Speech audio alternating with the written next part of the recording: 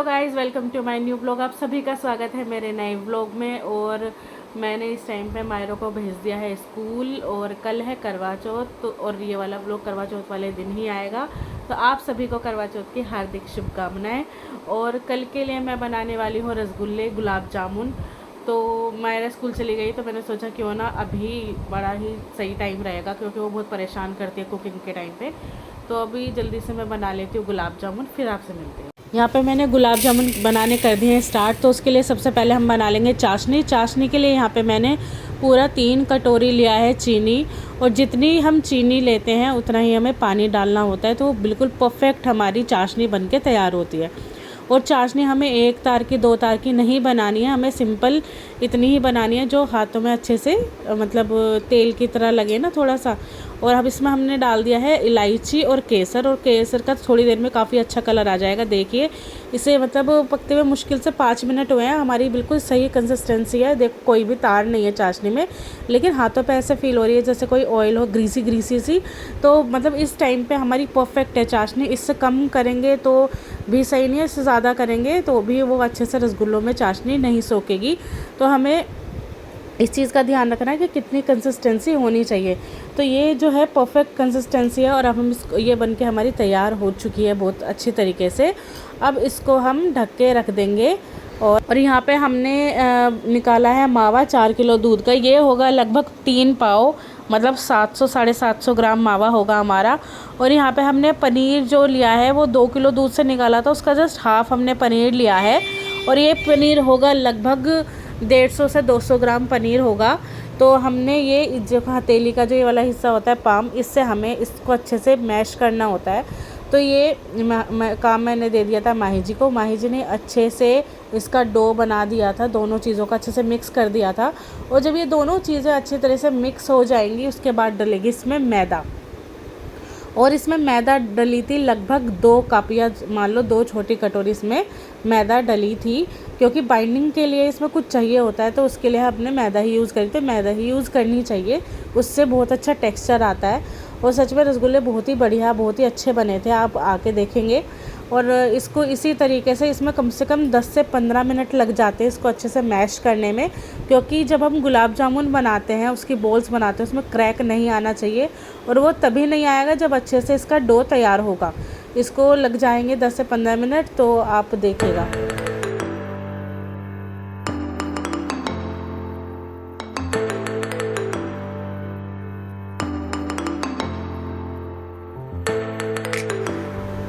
अब ये अच्छे से देखिए हमारा डो जो है वो तैयार हो चुका है। अब इसमें डलेगी मैदा। और मैदा देखिए, अब जितनी मैंने आपको दिखाई है, ये 1 कटोरी लगभग मैदा थी छोटे वाली। तो हमने इतनी मैदा 2 बार डाली है लगभग। और मैदा हमें इसलिए डालनी होती है क्योंकि बाइंडिंग ज़रूरी होती है बॉल्स बनाने के लिए। यदि बाइंडिंग नहीं देंगे तो ये मतलब बिखर जाएंगे तेल में, अच्छे से फ्राई नहीं हो पाएंगे। तो इसलिए आपको यदि लगता है कि मैदा थोड़ी कम रह रही है, यदि बॉल्स अच्छे से नहीं बन पा रही हैं, तो आप 2-3 चम्मच और एक्स्ट्रा डाल सकते हैं, उससे कोई फ़र्क नहीं पड़ेगा। तो इसमें मैदा डाल के इसे अच्छे से मिक्स कर लेंगे। और जब इसका डो तैयार हो जाएगा तो हम इसकी बॉल्स बना लेंगे। अब देखिए 1 कटोरी मैदा तो हमने डाल दी थी, यहाँ पे हम 1 और कटोरी मैदा मिक्स कर रहे हैं। और अब इसे अच्छे से इसको भी इसमें मिला के अच्छे से इसका जो है डो हम तैयार कर लेंगे। और इस स्टेज पे मैंने इसमें डाला है 2 चुटकी जो बेकिंग सोडा होता है। यदि आपके पास बेकिंग पाउडर है तो वो जाएगा आधी चम्मच। और यदि बेकिंग पाउडर आपके पास नहीं है तो इसमें आप बेकिंग सोडा डालेंगे, वो डालेंगे 2 चुटकी डालेंगे, बहुत ज़्यादा नहीं डालेंगे। तो इतनी हमें क्वांटिटी में। देखिए हमारा डो कितनी अच्छी तरीके से तैयार हो चुका है। ये बोल बनाने के लिए बिल्कुल हमारा डो तैयार है। अब यहाँ पे देखिए हमने छोटे छोटे से पेड़े बना लेने हैं। और इसके बाद इसकी अच्छे से इसको दोनों हथेलियों के बीच में रख के इस तरह से राउंड राउंड घुमाएंगे तो बहुत ही अच्छी तरीके से इसकी बोल बनके तैयार हो जाती है। और देखिए हाथ पे भी कैसे ऑयल आ रहा है, क्योंकि ऑफ कोर्स ही बात है, मैं जो हमारा खोया है और पनीर है उसमें से ऑयल रिलीज़ हो रहा है। तो देखिए बोल कितनी अच्छी, बिल्कुल क्रैक फ्री, इसमें कोई क्रैक नहीं हो रहा है।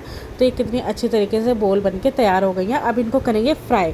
तो फ्राई करने के लिए हम कोई भी ऑयल ले लेंगे, मतलब ऑयल नहीं, मतलब रिफाइंड ले लें, या फिर मूंगफली का तेल ले सकते हैं, फिर घी भी ले सकते हैं। तो हमने देखो पहले थोड़ा सा आटा डाला था इसमें रसगुल्ले वाला, वो एकदम से ऊपर आ गया था, तो हमें इतना गर्म नहीं लेना। उसके बाद मैंने इसको ठंडा होने दिया और देखिए ये टेम्परेचर होना चाहिए बिल्कुल लो फ्लेम पे मैंने फ्राई किए थे, क्योंकि मेरे जो गैस की फ्लेम है बहुत तेज़ चलती है, तो मैंने बिल्कुल लो फ्लेम पे फ्राई किए थे जिससे अंदर तक फ्राई हो जाए। और यहाँ पे देखिए हमने रसगुल्ले डाल दिए हैं। अब इसमें हमें चम्मच या फिर जो पलटा है वो नहीं लगाना है, साइड से हमें तेल ही हिलाना है जिससे रसगुल्ले अपने आप से पलटने लगें, क्योंकि जब तक इन पे एक लेयर नहीं आ जाती है तब तक हम इस पर चम्मच नहीं लगाएंगे। यदि हमने इसके ऊपर चम्मच लगा दिया तो रसगुल्ले फटने का डर होता है।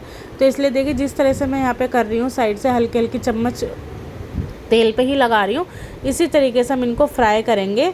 और बिल्कुल भी इन पे जब तक चम्मच नहीं लगाएंगे जब तक इन पे एक लेयर ना आ जाए। यहाँ पे हमारे गुलाब जामुन पे देखिए एक अच्छी सी लेयर आ चुकी है, तो अब हम इनमें चम्मच अच्छे से लगा सकते हैं। अब इनका फटने का कोई डर नहीं है। और देखिए हमारे गुलाब जामुन कितनी अच्छी तरीके से बनके तैयार हुए हैं। अब इन पे देखिए कितना अच्छा सुनहरा कलर आ चुका है, जो कि मार्केट से मिलने वाले गुलाब जामुन की तरह ही ये बिल्कुल दिख रहे हैं।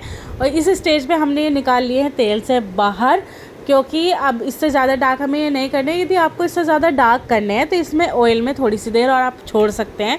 और जब हम इन गुलाब जामुन को हम निकाल लेंगे और इन सब गुलाब जामुन को हम एक साथ इसमें डाल देंगे चाशनी में। इसे ठंडा नहीं होने देना, यदि ये ठंडे हो गए तो अच्छे से चाशनी को सोखेंगे नहीं। तो इसे हमने प्लेट में निकाल लिया है, अब इसमें चाशनी में डाल देंगे और इसी तरीके से हम अपने सारे गुलाब जामुन बना के कर लेंगे तैयार।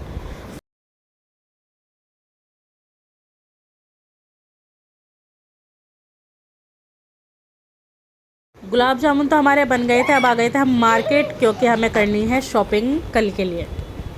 मैंने देखो शूज़ वहाँ जाके, शूज़ देखो वहाँ जाके।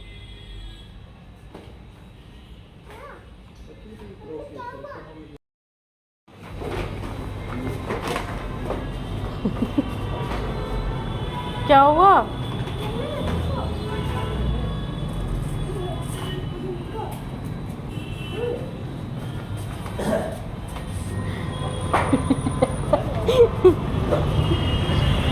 मैं आ गई थी यहाँ पे क्योंकि मुझे लेना था यहाँ से एक फैब्रिक। और उसके बाद देखिए जब तक मेरा फैब्रिक डाई हो रहा है, यहाँ पे मायरा खा रही थी कैंडी। और देखिए किस तरीके से मुझे चिढ़ाती है, देखो इसे कैंडी बहुत ज़्यादा पसंद है, लेकिन हम कभी कभी दिलाते हैं, ऐसे नॉर्मल बहुत ज़्यादा दिलाते नहीं हैं।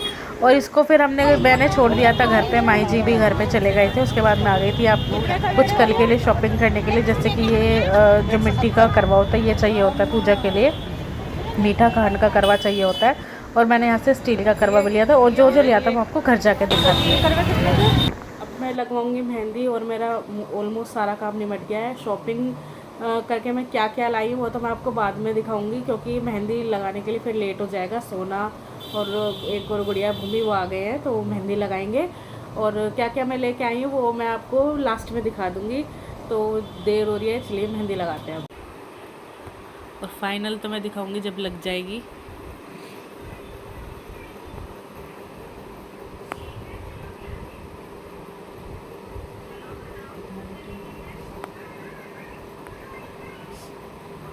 और इस हाथ पे मैं खुद लगाऊंगी, वो भी दिखाऊंगी आपको। और यहाँ पे बच्चों ने ना बड़े प्यारे से डिज़ाइन बनाए थे, बड़े अच्छे तरीके से मेहंदी लगाई थी।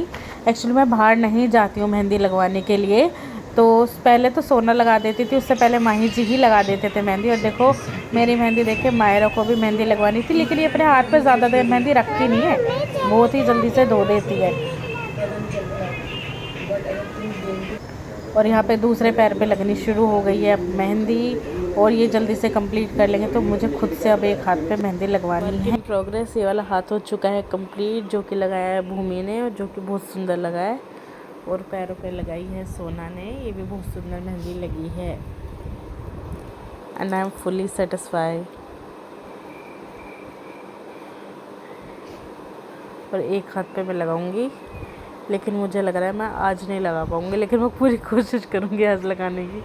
और यहाँ पे देखिए दोनों पैरों पे मेहंदी लग चुकी है, और यहाँ पे एक हाथ पे भी मेहंदी लग चुकी है। बड़ी सुंदर सी बच्चों ने मेहंदी लगा के कर दी है तैयार।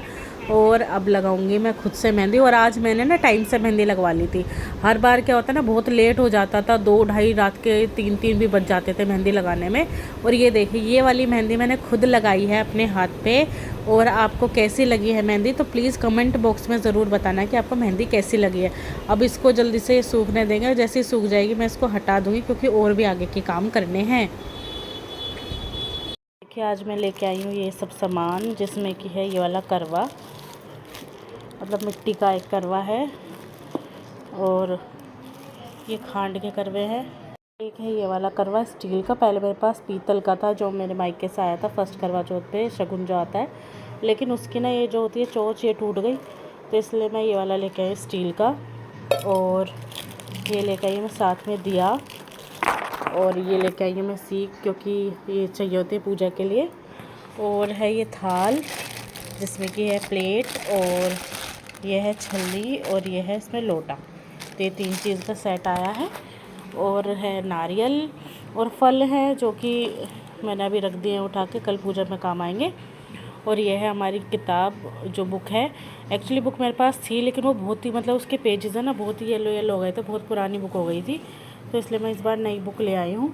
और ये सब है श्रृंगार का सामान, चूड़ी वगैरह, ये सारी चीज़ें हैं श्रृंगार के सामान की, जो कल पूजा के लिए चाहिए होंगी। तो ये सारा सामान मैं लेके आई हूँ। यहाँ पे लगाई है दीदी के मेहंदी, एक हाथ पे लग गई है, दूसरे पे लगा रही हूँ। मेरी मेहंदी तो सूख गई थी, तो इसलिए मैंने मेहंदी हटा दी है। और अब आ गई थी दीदी, सविता दीदी, जो मेरी जिठानी है, तो उनको मेहंदी लगाई थी दोनों हाथों पे। वो आपको अभी दिखाऊंगी आगे कि उनके हाथों पे, दोनों हाथों पे कैसी मेहंदी लगी है।